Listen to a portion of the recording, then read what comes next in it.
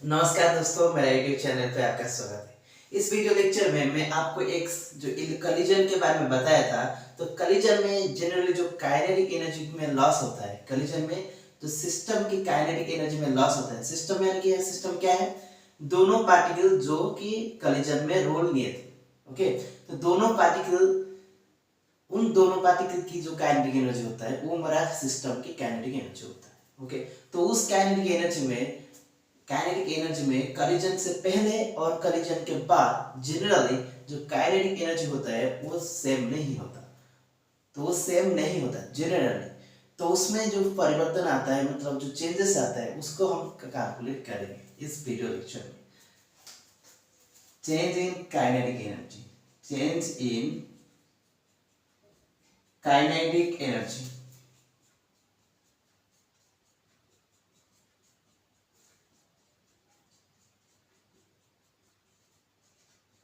Change in kinetic energy of system.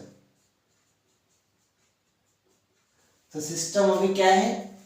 The colliding body, the colliding body.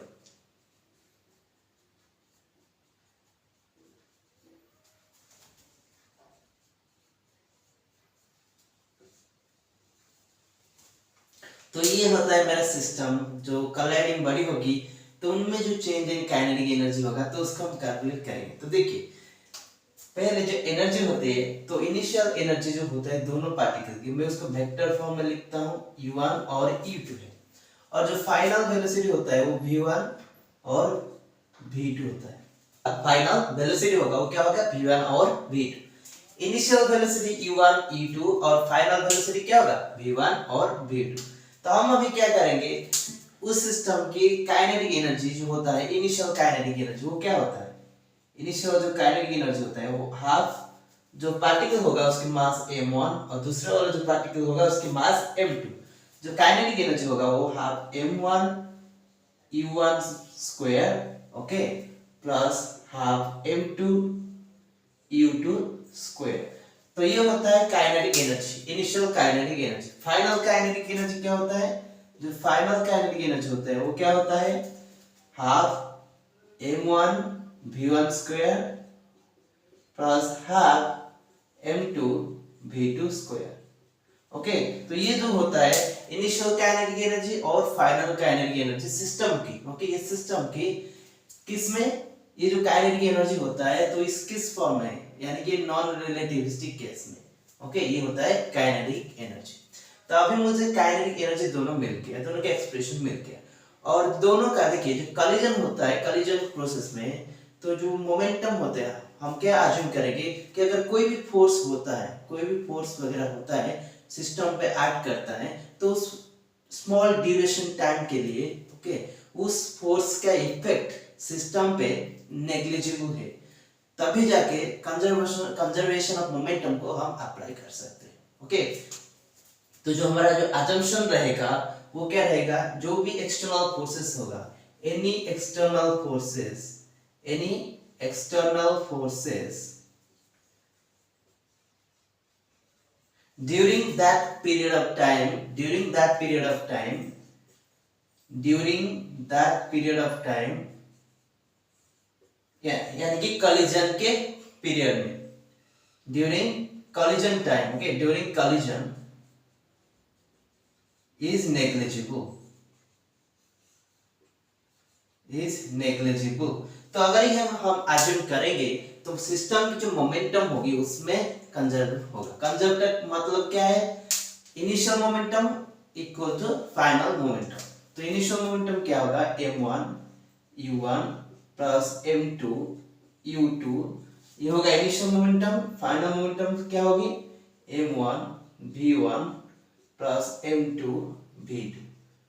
तो initial momentum system की और final momentum equal होगी। तो इस अजम्पशन पे अगर जितने सारे एक्सटर्नल फोर्सेस होंगे सिस्टम पे, उस दौरान वो उसको हम नेग्लेक्ट करेंगे, यानी कि उसकी इफेक्ट इस कलिजन की जो फोर्सेस है उसके कंपैरिजन में नेग्लेक्ट। तो ये होता है इक्वेशन, ये होता है हमारा इक्वेशन जो कि मोमेंटम कंजर्वेशन का इक्वेशन। तो हम क्या चाहते हैं, जो कॉलिजन प्रोसेस में हम एक टर्म डिफाइन किए थे जिसको कोफिशिएंट ऑफ रेस्टिट्यूशन कहा जाता है, और वो टर्म होता है ई। ये जो टर्म होता है ये टर्म आपका डिफाइन करता है कि कॉलिजन की नेचर। ओके, मैं कॉलिजन की नेचर को बाद में बताऊंगा, अभी हम इस चीज पे ध्यान देते हैं। तो जो कॉलिजन होता है ई, तो जो रेशियो होता है, किसका ratio, v2 minus v1 mod modulus of v2 minus v1 u2 minus u1 mod. Okay, जो वेलोसिटी होता है, रिलेटिव वेलोसिटी की जो मॉडुलस होता है, और रिलेटिव वेलोसिटी जो होता है इनिशियल केस में, बिफोर कॉलिजन में, ये बिफोर कॉलिजन, ये आफ्टर कॉलिजन। तो ये होता है हमारा कोफिशिएंट ऑफ रेस्टिट्यूशन। तो अभी हम क्या चाहते हैं तो मैं चाहता हूं इस एक्सप्रेशन को मैं थोड़ा सा एलंगेशन करूं, यानी कि उसको थोड़ा एक्सपांशन करूं। तो इस अगर मैं इसको लिखूं तो इसको मैं ई स्क्वायर लेता हूं दोनों साइड में। ओके, तो क्या हो जाएगा ई स्क्वायर, अगर मैं उसकी स्क्वायर करूं तो मुझे क्या मिलेगी, v2 square plus v1 square minus 2v1 dot v2, ये मिलेगी। ई स्क्वायर डिवाइडेड बाय इसके अगर स्क्वायर होगा तो क्या होगा, u2 square plus u1 square minus 2u2 dot u1। Okay, ये होगा। तो ये होता है ई स्क्वायर की परिमाण। तो अभी मैं क्या करता हूं, इस इक्वेशन को थोड़ा लिख देता हूं। तो ये जो ई स्क्वायर होगा तो क्या होगा, u1 square plus u2 square minus 2u1 dot with u2, okay, equal to v1 square plus v2 square minus 2v1 dot with v2। तो ये होता है इक्वेशन। तो इस इक्वेशन को मैं ये सारे जितने सारे चीज है तो मैं इसको थोड़ा इरेज कर लेता हूं। हमारा जो दोनों इक्वेशन अभी जिसका हमारा काम है, तो उस दोनों इक्वेशन को सिर्फ लिखता हूं। तो हमारे पास अभी दोनों इक्वेशन आ गई। ये कंजर्वेशन ऑफ मोमेंटम का इक्वेशन है, और ये हमारा कोफिशिएंट ऑफ रेस्टिट्यूशन जो कि डेफिनेशन से आया है। तो अभी मैं क्या करूंगा, तो देखिए ये जो मेरे इस साइड में अगर मैं देखूं, इस साइड में अगर मैं देखूं तो क्या है, v1 square plus v2 square minus 2v1 v2। Okay, तो मैं क्या करता हूं, इस साइड में जो इक्वेशन है मेरा, दोनों तरफ से इस साइड में मैं क्या मल्टीप्लिकेशन करना चाहूंगा, मैं m1 और m2 मल्टीप्लिकेशन करना। तो पहले उस चीज करने से पहले मैं थोड़ा सा इस इक्वेशन को देखता हूं। ओके, क्योंकि जो भी करना है मुझे इस दोनों इक्वेशन में करना है। ये मेरा स्केलर इक्वेशन है, तो ये मेरा वेक्टर फॉर्म है, तो मैं पहले इसको स्केलर फॉर्म में कन्वर्ट करूंगा। तो अगर मैं इसको स्केलर फॉर्म में कन्वर्ट करूंगा तो दोनों का डॉट स्क्वायर निकालूंगा, इसका स्क्वायर, तो क्या हो जाएगा, इसका square m1 u1 square plus m2 square u2 square plus m1 m2 यानी कि 2m1 m2 u1 dot with u2, ये होगा। तो इस साइड में क्या हो जाएगा, m1 square v1 square plus m2 square v2 square plus 2m1 m2 v1 dot with v2। Okay, तो ये मेरा स्केलर फॉर्म में आ गया। तो देखिए इस इक्वेशन में देखिए m1 m2 मल्टीप्लाई हुआ है v1 v2 के साथ, तो इस इक्वेशन पे नहीं है। तो मैं चाहता हूं मैं m1 m2 इस इक्वेशन में मल्टीप्लाई करूं और इस v1 और v डॉट की जो प्रोडक्ट है उसको कैंसिल करूं। तो मैं क्या करता हूं, m1 m2 इसमें मल्टीप्लाई करता हूं, तो मुझे क्या मिलेगी, e square m1 m2। Okay, ये जो एक्सप्रेशन रहेगा, ये जो एक्सप्रेशन वो क्या रहेगा, u1 square plus u2 square minus 2u1 dot u2 रहेगा। ओके, और ये टर्म क्या हो जाएगी, ये वाला टर्म जब मैंने m1 और m2 मल्टीप्लाई करूंगा, m1 m2 v1 square plus m1 m2 v2 square minus 2m1 m2 v1 dot v2, तो ये मुझे मिलेगा। तो अभी मैं क्या करता हूं, इस दोनों इक्वेशन को मैं r कर दूंगा। अगर ये दोनों इक्वेशन को मैंने r करूंगा तो मुझे क्या मिलेगी, ये जो राइट साइड है, ये राइट साइड को ये राइट साइड r होगा।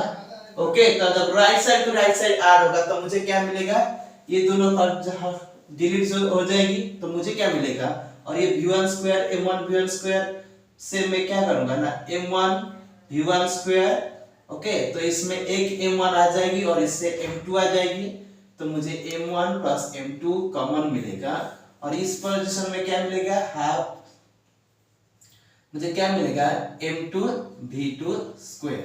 तो ये क्वांटिटी मुझे मिलेगी और ये दोनों टर्म डिलीट हो जाएंगे, बस मुझे ये क्वांटिटी मिलेगी। अगर मैं इस टर्म को और इस टर्म को लिखूं तो मुझे क्या मिलेगी, देखिए इस इक्वेशन और अगर इस इक्वेशन में लिखूं तो मुझे ये जो टर्म है m1 m2 u square plus u2 square minus 2u1 u2 और ये वाला जो टर्म्स होगा, तो ये अगर मैं ऐड करूंगा तो मुझे क्या मिलेगी, मुझे क्या मिलेगी, देखिए ये जो टर्म होता है ये क्या होता है, ये टर्म क्या होता है m1 u1 plus m2 u2 modulus square. तो मैं मॉडुलस फॉर्म में लिख देता हूं यहाँ पर, ओके, क्योंकि इसका एक्सपांशन करने का कोई जरूरत नहीं है, तो इस इक्वेशन को भी मैं एक्सपांशन नहीं करूंगा। तो ई स्क्वायर m1 m2 ये वाला जो था हमारा u1 minus u2 square plus ये वाला जो था हमारा क्या है m1 u1 plus m2 u2 modulus square, okay. तो ये मेरा लेफ्ट साइड की इक्वेशन है और ये मेरा राइट साइड की इक्वेशन। तो अभी मैं क्या करता हूं, जिस तरह का मैंने v1 और v2 को कैंसिल किया उसी तरह का मैं क्या करूं u1 और u2 को कैंसिल करना चाहूंगा। अगर मुझे u1 और u2 को कैंसिल करना है तो मैं क्या करूं, इस इक्वेशन सेम रहेगा, जिस तरह का मैंने उन दोनों इक्वेशन को ऐड किया उसी तरह मैंने इस लेफ्ट साइड इक्वेशन को इसके साथ ऐड करूंगा, परंतु जो ई स्क्वायर होगा तो मैं ई स्क्वायर को इस साइड में ले जाऊंगा, ठीक है। तो मैं क्या करूंगा, अभी ये जो ई स्क्वायर है, ये जो ई स्क्वायर है मैं इस साइड में ले जाऊंगा तो मुझे क्या मिलेगी, देखिए 1 अपन ई स्क्वायर हो जाएगा, ओके, ये क्वांटिटी क्या हो जाएगा 1 अपन ई स्क्वायर हो जाएगा। अभी मुझे क्या करना है, अभी u1 u2 आ गई और u1 u2 आ गई इस साइड में, तो अभी मैं क्या करूंगा, इस इक्वेशन में अगर मैं m1 और m2 मल्टीप्लाई करता हूं तो ये साइड में m1 m2 ऑलरेडी मल्टीप्लाइड है, तो मैं क्या करूंगा, अभी मल्टीप्लाई करूंगा m1 और m2, तो मुझे क्या मिलेगी m1 m2 u1 square m1 m2 u2 square minus 2 m1 m2 u1 dot u2 और इस साइड में मुझे क्या मिलेगी, देखिए ये जैसे है उसको मुझे ऐसे ही रखने दो, ओके। ये क्या है v1 minus v2 mod square divided by E square, ये होता है क्वांटिटी राइट साइड में। तो इसमें जो इक्वेशन है, तो इस इक्वेशन में क्या होगा, देखिए m1 square u1 square plus m2 square u2 square plus 2m1 m2 u1 dot u2 equal to इस जो इक्वेशन है तो मुझे उसको ऐसे ही रहने दो, तो वो क्या है m1 v1 plus m2 v2 mod square, okay. ये क्वांटिटी क्या होता है m1 v1 plus m2 v2 mod square. तो इस दोनों का अगर मैं ऐड कर दूं तो मुझे क्या मिलता है, अगर मैं ऐड कर दूं तो ये कैंसिल हो जाएगा, तो मुझे सिर्फ एक स्केलर एक्सप्रेशन मिलेगा, तो कैंसिल हो जाएगा ये वाला टर्म। तो ये वाला टर्म क्या हो जाएगा m1 plus m2, okay, m1 plus m2 और ये क्या हो जाएगा m1 u1 स्क्वायर, ओके, क्योंकि इसमें आपका m1 u1 स्क्वायर चला जाएगा m1 प्लस m2, ये वाला टर्म क्या हो जाएगा सिर्फ वही होगा, क्या होगा m1 प्लस m2 आप कॉमन ले जाओगे तो इसमें क्या रहेगा m2 u2 स्क्वायर ये होगा। तो ये वाला टर्म आपका क्या मिलेगी, इन दोनों को आप क्या करोगे ऐड कर दोगे, क्या करोगे ऐड करोगे। तो अगर मैं ऐड करता हूं v1 minus v2 square by E square, okay, और ये जो होता है देखिए मैं इसको सिंबल फॉर्म में लिख देता हूं क्योंकि इसका बार बार इस्तेमाल किया जाता है। दोनों जो मोमेंटम को मैंने p से डिनोट करता हूं, किससे p, क्योंकि दोनों सेम है तो p से डिनोट करता हूं, तो क्या हो जाएगा प्लस p स्क्वायर। तो ये हो जाएगा मेरा एक इक्वेशन और दूसरा वाला इक्वेशन ये वाला था पहले, तो मुझे इसको मैं p से डिनोट करता हूं, ओके, किससे p से, क्योंकि ये p था p स्क्वायर, ओके, मैं इस साइड में लिखता हूं p स्क्वायर, ये क्या है p square equal to this. तो ये मेरा एक इक्वेशन है और ये वाला एक इक्वेशन है। तो इन दोनों इक्वेशन को मैं कंबाइन करता हूं, उसके बाद आगे चलते हैं। दोनों इक्वेशन आगे जिस दोनों इक्वेशन पे हम अराइव किए थे, तो हमको दोनों इक्वेशन मिल गए। तो अभी मुझे क्या करना है, देखिए ये मेरा क्या होता है, अगर मैं ये इसकी जगह मैं हाफ कर दूं तो इसमें मैं 2 मल्टीप्लाई करूंगा, और इसको मैं हाफ कर दूं तो ऑब्वियसली मुझे इससे 2 मल्टीप्लाई करूंगा। तो ये जो टर्म होता है वो क्या होता है, हमारा इनिशियल काइनेटिक एनर्जी। क्या होता है इनिशियल काइनेटिक एनर्जी, यानी कि ये हमारा इनिशियल काइनेटिक एनर्जी, ये हमारा इनिशियल काइनेटिक एनर्जी। तो ये वाला टर्म क्या होगा, हमारा फाइनल काइनेटिक एनर्जी। तो हमारी ये फाइनल काइनेटिक एनर्जी क्या होगा, फाइनल काइनेटिक एनर्जी।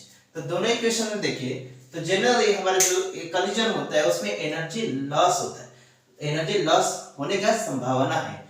तो यानी कि उसके जो इनिशियल एनर्जी होता है, इनिशियल एनर्जी, तो हमेशा वो क्या होता है, जनरली क्या होता है, जो फाइनल एनर्जी होता है उससे ज्यादा होता है। तो मैं इससे इसको सब्ट्रैक्शन करूंगा, तो मुझे क्या मिलेगी, 2m1 प्लस m2, ओके, जो एनर्जी होगा initial energy minus final energy.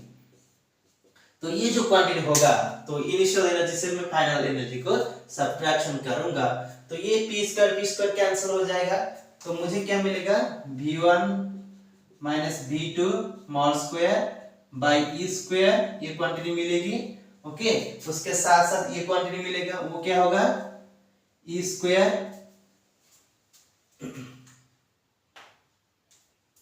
देखिए इस साइड में जो इक्वेशन था, तो मैं उससे m1 m2 मैंने मल्टीप्लाई करना भूल गया था। m1 m2 यहाँ पर मल्टीप्लाई हुआ था, तो मैं उसको भूल गया था, तो m1 m2 यहाँ पर रहेगा। ठीक है, तो ये m1 m2 रहेगा, m1 m2 रहेगा, और उसके साथ साथ क्या होगा टर्म, ये वाला टर्म। तो ये वाला टर्म को मैं लिख देता हूँ यहाँ पर plus e square u1 minus u2 square, okay, m1 m2। तो अभी मैं क्या करूंगा, मुझे ये टर्म चाहिए, और देखिए ये जो रिलेशन होता है, ये जो v2 माइनस v1 होता है, या कि v1 माइनस v2 मॉड होता है, अगर मैं e की डेफिनेशन देखूं, तो v2 माइनस v1 जो मॉड होता है, और u2 माइनस u1 जो मॉड होता है, तो e स्क्वायर क्या होगा, ये क्वांटिटी होगा। यानी कि जो v2 स्क्वायर अगर मैं इस साइड में उसको ले आऊं, ओके, तो अगर मैं इसको इस साइड ले आऊं, तो ये क्या हो जाएगा, u2 minus u1 mod square. ठीक है, तो ये क्वांटिटी क्या हो जाएगी, ये टोटल क्वांटिटी आपकी u2 माइनस u1 स्क्वायर हो जाएगी। तो अगर ये हो जाएगी, तो मैं इसमें पुट करूंगा u2 minus u1 mod square, और ये इस पोजीशन में क्या है,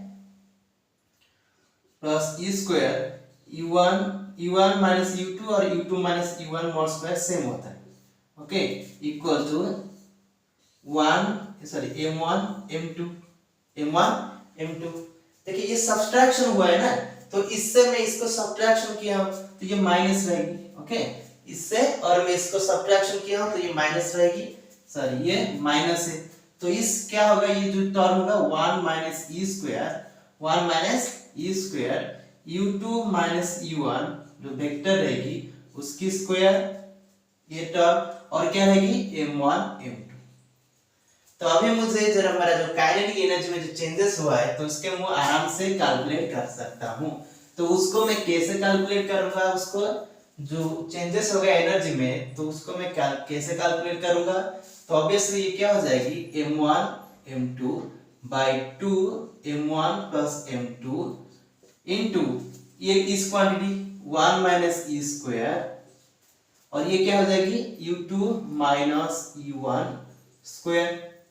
ओके, तो देखिए इस एक्सप्रेशन को थोड़ा अच्छे से, तो ये होता है उसकी change in kinetic energy.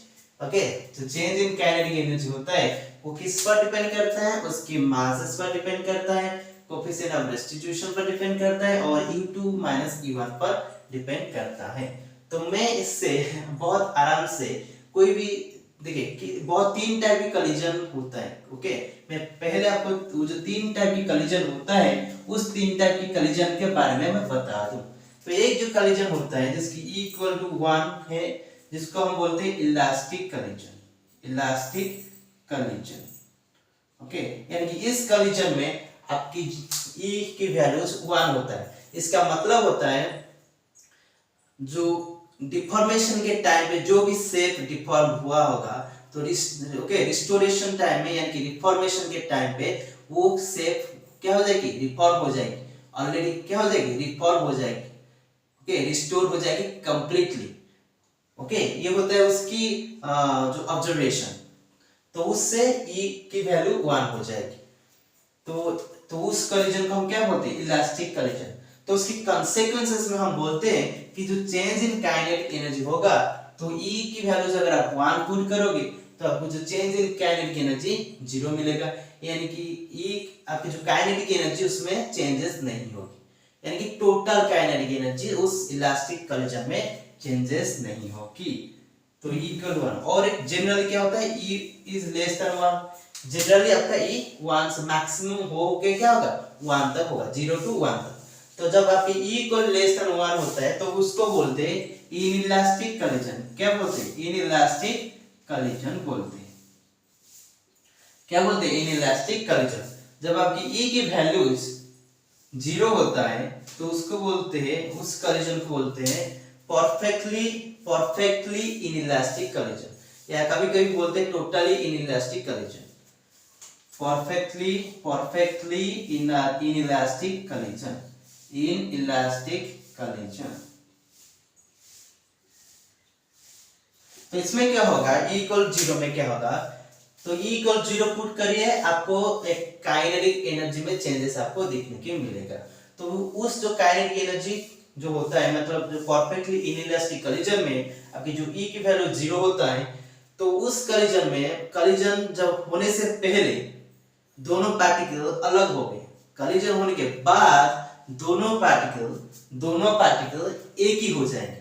Okay, जब आपका कोलिजन होगा और क्वेश्चन में पूछेगा कि कोलिजन के बाद दोनों पार्टिकल एक हो जाएंगे, गैदर हो जाएंगे, स्टिक हो जाएंगे। ओके, तो ये इसके मतलब है अब उसकी जो ये क्या हो जाएगी, परफेक्टली इलास्टिक कोलिजन, यानी कि उसकी जो कोएफिशिएंट ऑफ रेस्टिट्यूशन होगा वो आपकी 0 होगा। ओके, तो ये था हमारे जो चेंज इन काइनेटिक एनर्जी, और सिंपली जो तीनों कोलिजन की रफली उसकी जो डेफिनेशन है मैं आपको बता दिया। Thank you for watching this video.